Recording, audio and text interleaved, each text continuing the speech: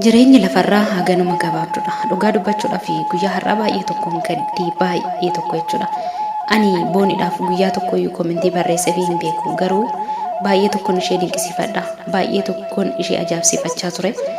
Akkasuma immoo komentii isheedhaaf kennamu yeroo hedduu gama feesbuukii akkasuma immoo gama tiiktookitiin nan dubbisa ture. Haa ta'uyyuu malee namni keenya komentii negatiif ta'e qofa isheedhaaf kan barreessanidha kan baay'atu jechuudha. Lubbuudhaan yeroo isheen jirtutti namni ishee dinqisiifachaa ture hin jiru dubartoota tokko tokkorraan kan darbe jechuudha. Kuuwwan isaanii du'a ishee kan hawwaa turanidha. Haa ta'uyyuu malee argitaniittu jireenyi lafarraa haganuma gabaabdudha. Afaan namaa immoo nama nyaata. Keessumaayyuu sooshaal miidiyaan nama nyaata dhugaa dubbachuudhaaf ijoollee hedduu sababa sooshaal miidiyaa kanaan lubbuu isaanii kan of baasan kan balaa tasaatiin du'an hedduudha. Dhugaa dubbachuudhaaf kan akka sooshaal miidiyaa lubbuu namaa dabarsuu hin jiru. Haa ta'uyyuu malee booniin dubartii jabduu, dubartii jechi gadi hin qabne, dubartii haamileen ishee hin cabne, dubartii iddoo xiqqaarraa iddoo guddaatti imala ishee akkasuma immoo mul'ata ishee agarsiiste turte.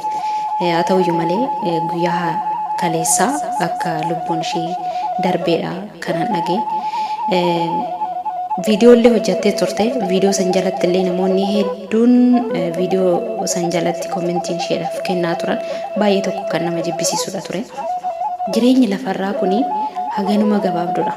Namni wal jaalatus garaa walitti jabaatee akkasuma kan wal hin beekne illee akkanumatti argaa walii jibbee micoon tuni dhugaa dubbachuudhaaf hubattanii osoo ilaaltanii nama baay'ee qulqulluu taatee fi onneen ishee qulqulluu ta'edha. Namni akkanumatti beeksisa beektanii daba namaaf hin qabdu, daba namaaf hin yaaddu, baay'ee jireenya ishee irratti nama tattaaffii godhaa turtedha.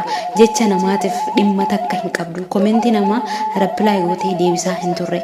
Imala isheetiif qofa nama jajjabina guddaa qabudha turte booni jechuudha dhugaa dubbachuudhaaf.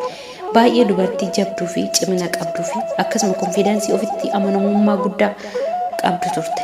Haa ta'u malee duutii harka nama kennachiisti namuma kamiyyuu jechuudha. Haa ta'uti iddoo kanatti maal jechuu barbaada?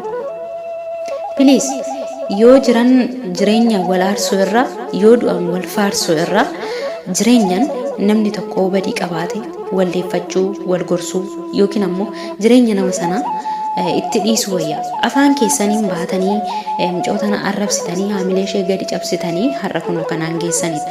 Haa ta'uyyuu malee qeerroowwan hedduu qarreewwan hedduun sababa sooshaal miidiyaatiin kan lubbuun isaanii darbe kan lubbuun isaanii bade jechuudha. Kan akka sooshaal miidiyaa haamilee nama cabsuuf akkasuma lubbuu nama balleessuu hin jiru. Inni tokkoffaadha. Ta'uyyuu namni tokko hanga tokko waliif yaaduun dirqama. Jireenyi lafarraa tun immoo baay'ee tokko ulfaattu dhalleedha. Akkasuma immoo jireenyi lafarraa tun yeroo qofaafi. Maaliif kun akkuma argitan har'a hin jirtu boruu hin jirtan. Waan badaa namaaf yaadina. Warreen waan badaa namaaf yaaddan borummoo isinumaaf. Waanuma facaaftan hammattu waan ta'eef. Du'a ishee namoonni hawwaa turtan yeroo isheen lubbuudhaan jirtutti duutee osoo ati duutee jechaa turtan har'ame maal jettu maaliif hin jettu gaabbiin isinitti hin dhaga'amu.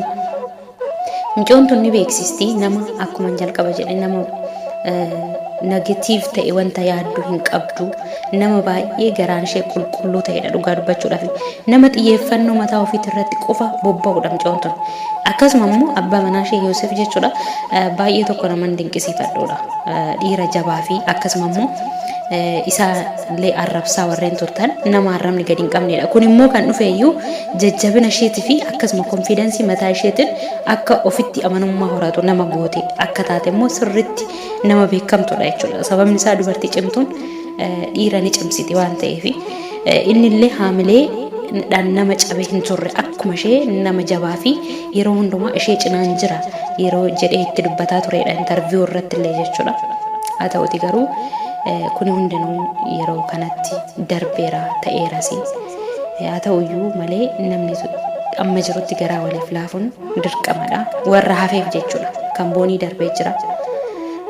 Boonii lubbuun ishee nagaadhaan aboqattu waaqayyo immoo qulqulloota cinaa lubbuu ishee aboqachiisuun jedha. Firoottan akkasuma maatii isheetiif akkasuma abbaa manaa isheetiif jajjabina haa kennuun jedha. Dhugaa dubbachuudhaaf duuti boonii baay'ee tokko sammuu nama cabsa. Garuu gochuu hin danda'amu. Waaqayyo lubbuu ishee amara.